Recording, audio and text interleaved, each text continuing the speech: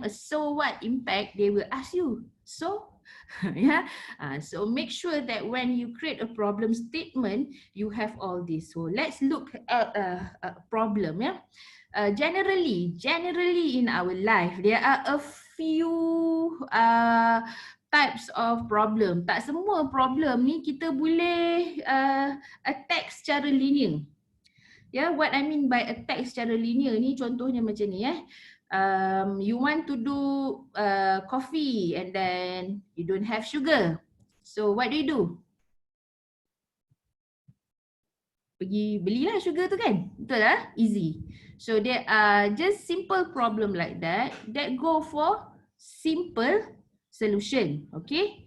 But then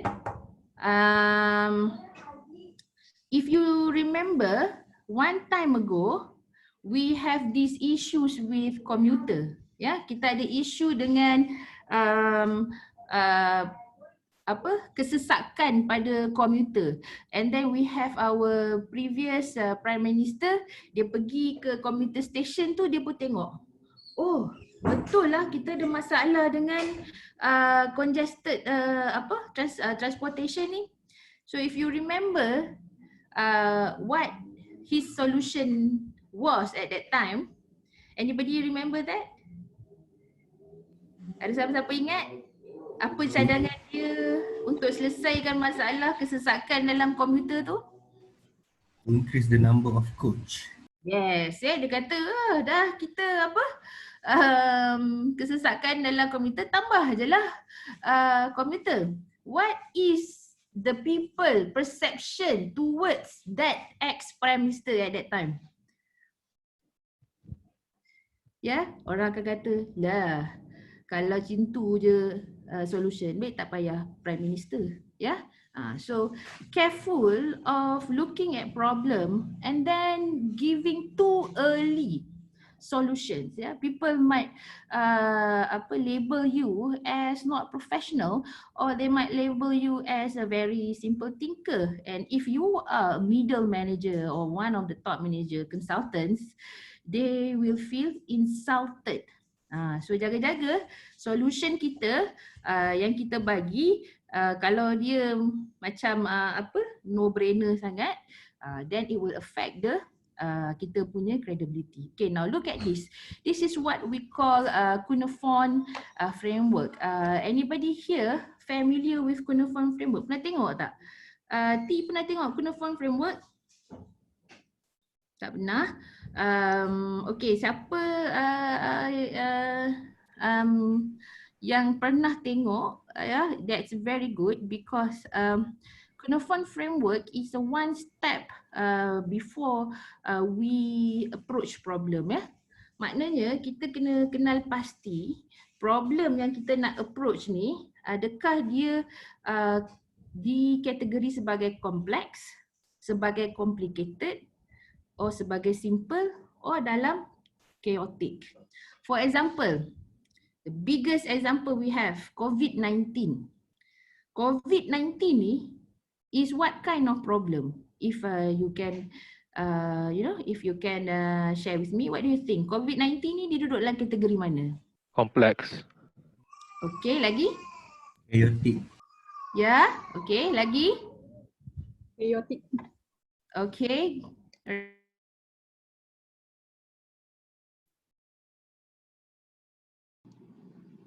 Complicated. Under control. Right, okay. So you see, ramai orang have a different perspective, yeah. But if you hear correctly, the word they use with COVID-19, dia panggil apa tu? Novel, kan? Novel, ya. Yes, so bila dia pakai kata novel tu, maksudnya they are talking about this is not a problem that we have faced before.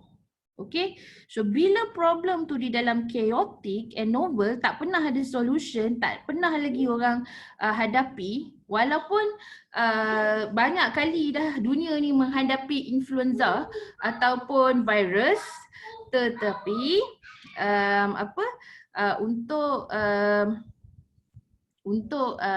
COVID-19 ni kita kategorikan dia masih di dalam chaotic.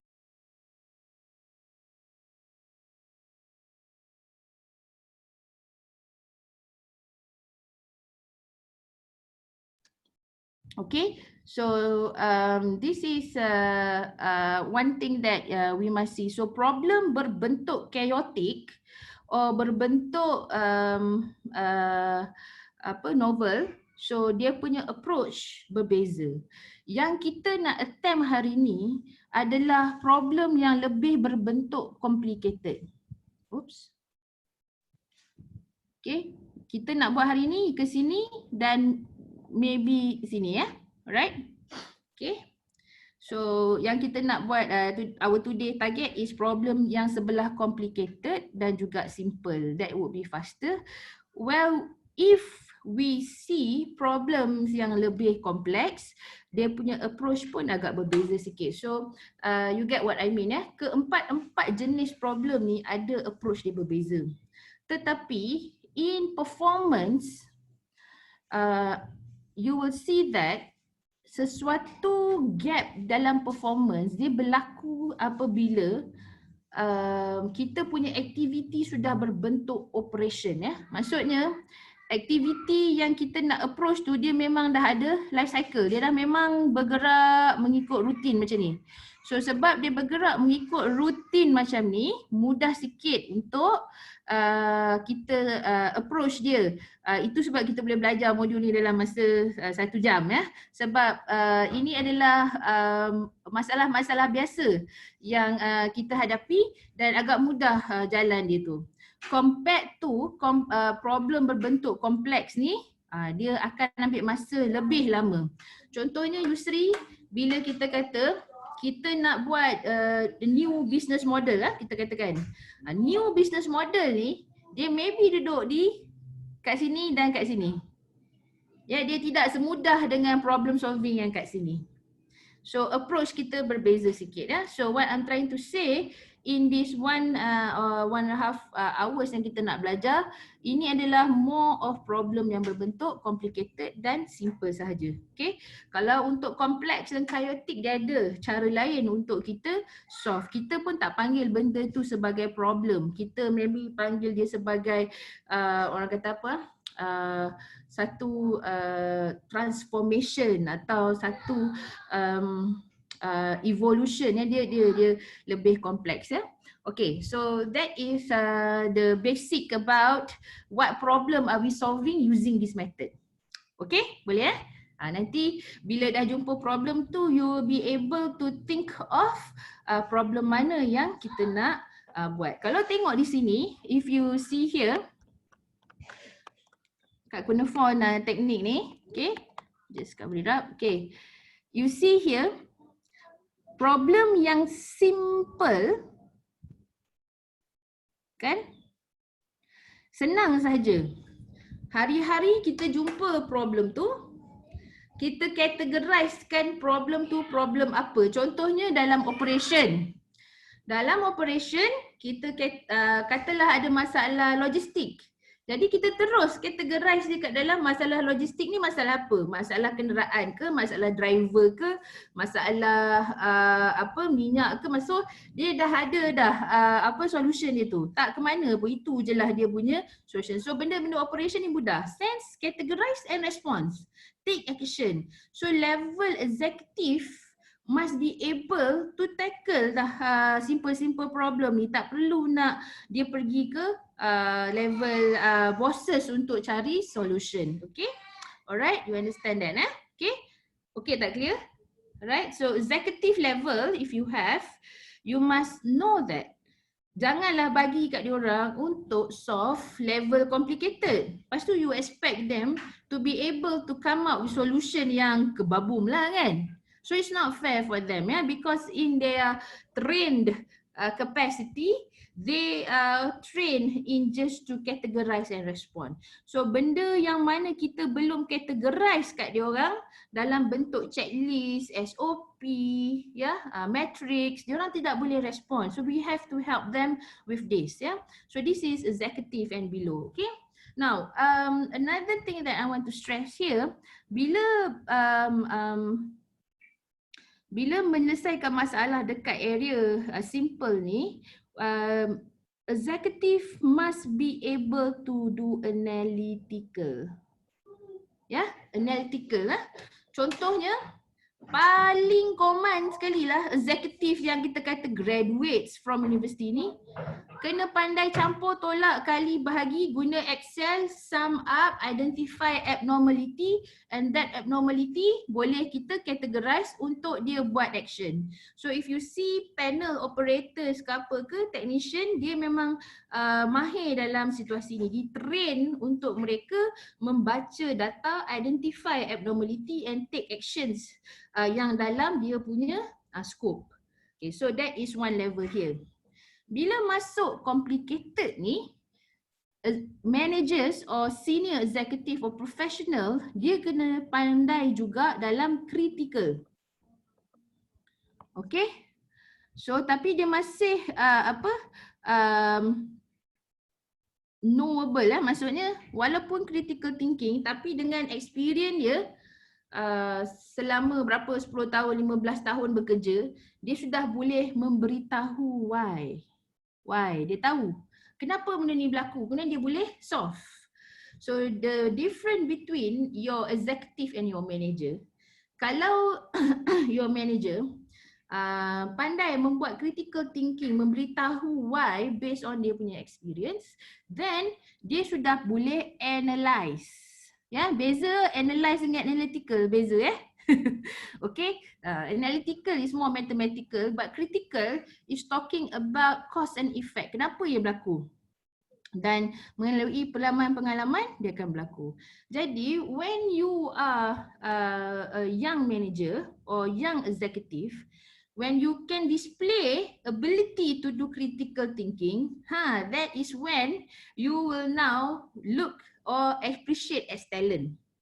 Tapi kalau you are seasoned manager, you punya critical thinking ni tak dalam mana, then you will be labeled or value as just resources.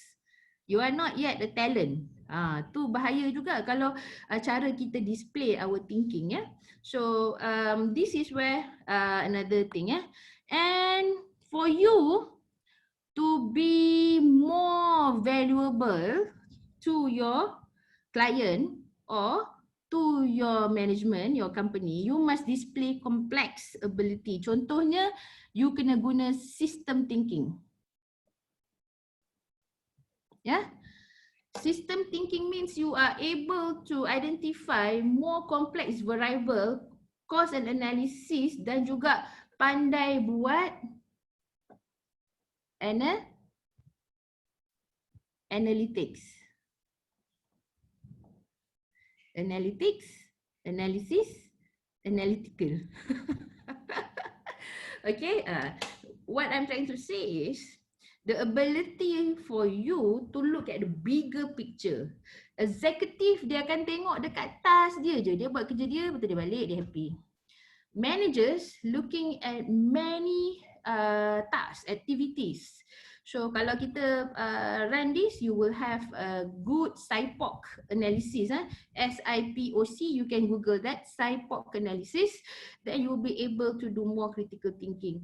But when you are managing complexity, you are doing system thinking. You are at the level of value chain, supply chain, apa chain-chain tu semua, that means that you are at the system thinking. So that is about it, about that problem you are solving. And the problem that you are solving today, more on these two sides, okay? Right. Solving problem and managing change has different approach. You have to first do situational assessment, okay, to size. A question ke? You want to ask question?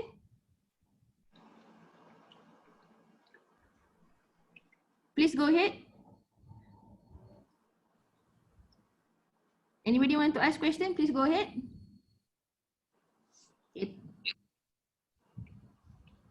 Okay? Alright. Yes. Yeah. Apa beza analytical dengan analytics? Okay. Analytical talks about everything that you can formulakan lah, campur tolak kali bahagi until a level that you can do Laplace transform ke apa, that's analytical. But analytics talks about how you can use all this data to predict better. Not just analysis, not just what happened, but you can tell, you know, if this pattern happens, kan? Contohnya, kalau you tengok kita punya COVID graph ke kan? COVID graph tu, orang yang dalam analytical thinking, dia boleh buat graf ni. Senang je dia buat graf ni kan. Dia campur, dia ada X, dia ada Y dan dia pun buat graf ni. Tu simple analytical skill. Okay? Dan analytical skill ni untuk buat graf ni, tengoklah dia punya kemahiran matematik dia sampai level mana, statistik dia apa semua. But when you come to analytics, you boleh tengok graf ni, pattern ni, you kan kata, is this any pattern sesuatu yang akan berlaku yang menyebabkan kita punya prediction akan jadi macam tu. So dalam recent COVID ni, you will see banyak benda ni disembangkan. So analytic talks about how do you read, and banyak dalam buku-buku data analytics tu you tengok banyak dia punya kadang-kadang dia buat pattern gini lah ya, dia buat pattern gitulah, so dia boleh predict the next number. So contohnya selepas consistently COVID-19 tu 150, 170, dia orang kita dah boleh predict the next day mesti 200 lebih, and truly dengan menggunakan analytics, this prediction you will see that contohnya hari raya ya, tarikh bulan puasa, tarikh hari raya, kita panggil bidang apa tu, bidang, alamak saya lupa dah, bidang bintang-bintang ni lah kan. Falak. Dia tahu dah bila hari raya sampai tahun berapa, 2030 pun dia dah ada dah tarikh tu. So these are the ability of analytics lah. Okay, is that clear? Yep, thank you. Right. So janganlah kita suruh staff kita yang eksekutif, kecuali dia punya background dia memang Intel Analytics ya, kalau yang tu tak apalah, dia memang kerja dia tu. Kalau dia hanya operations, dia record data, kemungkinan yang dia boleh bagi kat kita hanyalah level analisis sahaja lah kalau dia pandai, ataupun dia hanya boleh letak graf-graf tu, sebab kalau manager letak pie chart dengan bar chart, rasa macam nak baling dengan marker. Kan tu macam level eksekutif sangat kalau letak bar chart dengan pie chart tu, mana dia punya insights, what are you trying to tell? Ya, takkan you nak buat comparison tu, so dia tak nampak seolah-olah the senior executive tu memberi real thought about what happening. Okay, so tak nak bersembang banyak sangat pasal tu ya. So let's come back to here. Okay, so when you buat SA, you buat solutioning atau problem solving. Okay, daripada SA ni you ambil value map dia, you jadikan dia satu problem solving, and then you akan ada solutions dia lah. Okay, solutions ni later you must manage the change, dia panggil change management. Okay, so solution yang you come out here ya, akan ada beberapa kategori, dan kategori yang memerlukan manusia berubah perangai ya. Bukan kategori lain yang mesin kena ganti, duit kena tambah, method kena tukar, betul semua. Dia masih kategori orang kata masih duduk di simple. Tapi bila you require people to change behavior, kita kena guna change management punya model pula. You understand so this is how we approach a problem solving lah. Okay, any question on this? Okay, so a good consultant will know what are they talking about, what are they doing now. They are now doing problem solving. Okay, now they are doing change management. So they know exactly. So dia tak bercampur dalam otak dia macam-macam. Okay, right. So let us look at here. Banyaklah problem solving and change model all over ni. Berlambat-lambat ada. So ini saya ambil daripada nota yang kita guna di Petronas dulu. Ada 4 step daripada siapa nama Jepun tu ya, Watanabe. I don't remember. But tapi dia ada yang 4 step saja, mudah juga. Kemudian McKinsey ada 7 step, and then you will see when you do research on problem solving ni, masing-masing ada step ya. Step yang kita ambil approach hari ni mudah saja. First you must define your problem, second you do your root cause analysis, third you do solutioning, 4 you implement the problem, Fifth, you monitor the result. Senang saja. So out of all this, ada yang tak ada root cause, kan? Ada yang tak ada problem statement. So for us, after we study all these model, then we synthesize that the 5 step is there. Sedang saja untuk solve problem. Tapi ingat, problem yang kita solve senang ni adalah dalam kategori complicated and simple. Bukan dari segi kompleks dengan chaotic tadi, ya. Kalau chaotic tadi tu ada step lain. Contohnya di level negara, you see that bila berlakunya transformation, kita ada macam task force, kita panggil pemandu, ya. Semua tu mereka menggunakan approach yang lebih lagi daripada approach yang kita belajar hari ni. This one is just simple for performance sahaja. And I would like to stress here, bila kata performance means that selepas kita dah boleh buat satu cycle, ya, dah pilot dah cycle ni, dan bila dia menjadi satu operation sahaja, dia boleh measure the performance, ya. Kalau tidak, dia tidak ada performance gap. Dia nak measure dengan apa? Dia mesti measure round 2, dia mesti compare tu dengan round 1. Kan? Dia mesti compare tu round 3. So kalau dia tidak ada data-data ni, macam mana you nak measure performance, betul?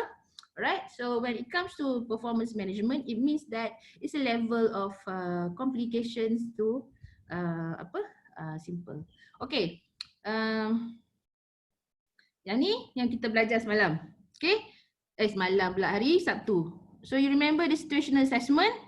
Where you look at the overall picture ni, you tengok semua overall picture ni, ya. And then you learn already how to get data from human, how to get information, data from source of information seperti finance dan semuanya. And you learn also how to do gap sizing from the asset that you have. Asset ni tak semestinya kilang, manusia pun asset. So this technology pun asset. So this is where you've learned this the hari Sabtu hari tu. Okay. So now you also learn that problem ni, banyak-banyak problem will cost us money lah. Of course it will cost us more than money, which is cost motivation apa semua. Tapi yang tu susah kita nak measure, susah kita nak orang kata apa, justify. So for consultant, dia mesti ada sesuatu yang tangible yang ditunjukkan kepada klien dia ataupun top management dia. So we've learned that we need to gather data, analyze data and conduct cost benefit analysis. And from all this, if you remember, you learn the financial logic 3, you learn capacity or OEE tu kita panggil apa, overall asset effectiveness. Dan kemudian kita belajar value map, how to do value matrix and then map your gap. From that gap, kita pun pilihlah problem mana kita nak attack. Okay. Now, this is where it comes to the next level. How to convert that gap in your situational assessment to a good problem statement. Yeah, there are things that there are way to do it. Mudah saja. The issue yang you identify from your situational assessment, yeah, and what you want to achieve. Ya, contohnya kita kata our restaurant turnover is very low, only at 60%. So our desired state is to increase it to 90%, katalah, ya. Ni kita cerita pasal contohnya restoran punya ni. So current katalah just 60% and to 90%. And then this gap, right, there's 30% gap ni. So what? So what? You have this gap. So how do you say that? How do you describe the so what? Anybody wants to try?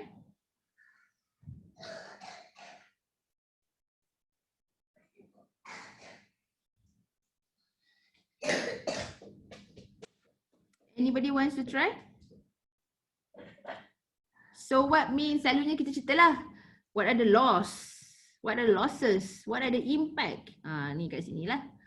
So kita kata if we are making for 1% increment of our performance is about maybe 1,500 punya achieve, closing this 30% means that we're gonna gain another 45,000 katakan. So that is so what?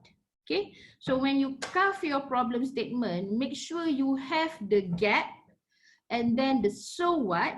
Also, very importantly, you must put the when. The reason being is your audience wants to know your situational assessment tu you buat daripada tahun bila ke tahun bila atau bulan berapa ke bulan berapa.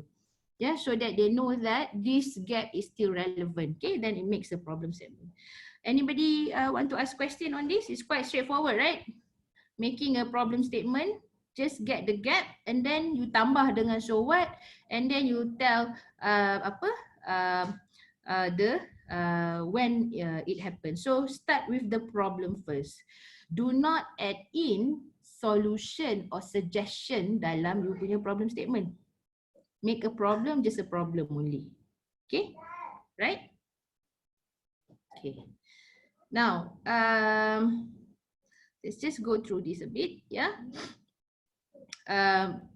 Kita kata tadi problem exists whenever there is a gap between the what you want and what is currently.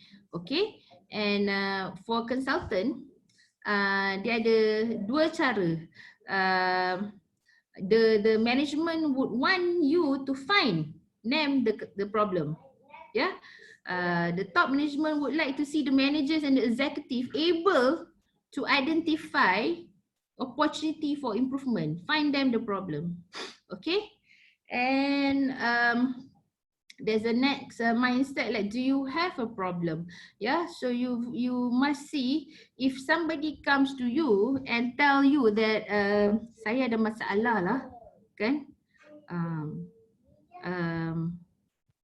Berat saya 80 kilogram bukan berat sebenar, berat sebenar lagi banyak benda tu. Okay, tapi a friend comes to you and say siapa? Daya, I have a problem, Daya. I'm fat. Is that a problem statement? Is that a problem? Tak kan? Macam mana you tahu kata tak? Because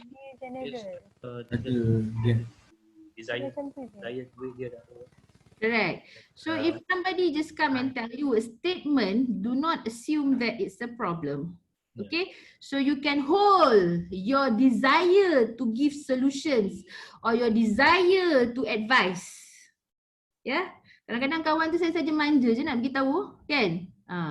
So sometimes kita pula dah naturally consultant, dengar je macam masalah tu kita terus nak approach. But if that person did not tell the desired state means tak qualify lagi maklumat yang ada tu to become a problem. So you pun tanyalah kan? Okay, okay, I know that you are fat, you've been fat like forever. Is there any problem? What do you like to? Yeah, just then tanya dia, do you have a problem? Kind of, kalau dia kata tak ada problem saja nak beritahu, then selesai lah. Tapi kalau dia kata, yeah, because you know, I would like to reduce the weight to my ideal weight, kan? Then you put, okay, now you can sense that there's a problem. Then you can ask, okay, so what will you get from losing the weight? Let the client talks to you. Okay, so now dia pun kata, yelah, kalau I lose weight, I can increase my health. So you have the gap and the so what with you. Barulah dapat problem statement. Bila dapat problem statement tu, baru you nak go to the next step where you want to do root cause analysis for you to find the solutions together. Then you can ask more questions lah, yeah. So have that. Okay, so ada dua jenis ya. Sometimes kita berjumpa dengan gap dan dia ada kita tukar statement tu ke dalam bentuk question ya. What opportunity or what kita tukarlah kepada a good problem statement atau kita tukar dia kepada hypothesis. So dia dua kat sini how, kat sini ada why question ya. So you have a problem here, let me draw this. Oh. You have a problem here and you either want to go for why or you either want to go for how. Okay, bila you go for why means that you choose an approach calling root cause. Kalau you approach a problem using why, you are using an approach that for root cause analysis. Root cause analysis sangat sesuai untuk simple and complicated punya problem, sebabnya dia nak bila you solve that problem, the problem does not Return. tak main lagi lah kan. Janganlah dah solve problem, bulan depan ada lagi. Tu tak pandai lah tu. Kan? Maksudnya you have not done root cause analysis. You have not dig into the root of what happened. But there are problem that you might want to go for the how. Ya, yang you just problem ni macam you want to test solutions. Jadi tidak ada sangat. Contohnya macam problem sales gap. Kan? Kalau sales gap you go for the why, takkan 2-3 kali you punya why asyik jumpa the same suspect. Betul? There are problems that you want to go with how, there are problems that you want to go with why. So there ada dua cabang kat sini on how would you solve this problem ya. So let me just draw this for you supaya kita ingat sikit. Alright. So what I'm trying to say, approach dia, so we have a problem. And we have either we want to do root cause or you want to go for how. Root cause ni why lah. Okay, alright. And then root cause yang ni yang kita akan belajar hari ni, kita akan guna 5Y. Okay. Dan kemudian the how ni kita just use logic tree. Okay, so 5Y dengan 5Y ni pun logic tree jugalah ya. At one level, it can be linear for simple one, and it can be lawan linear apa? Complex bila you start to brainstorm. So this is how we're going to approach the solution for our problem. Okay. Okay, so kita dah ada problem. Next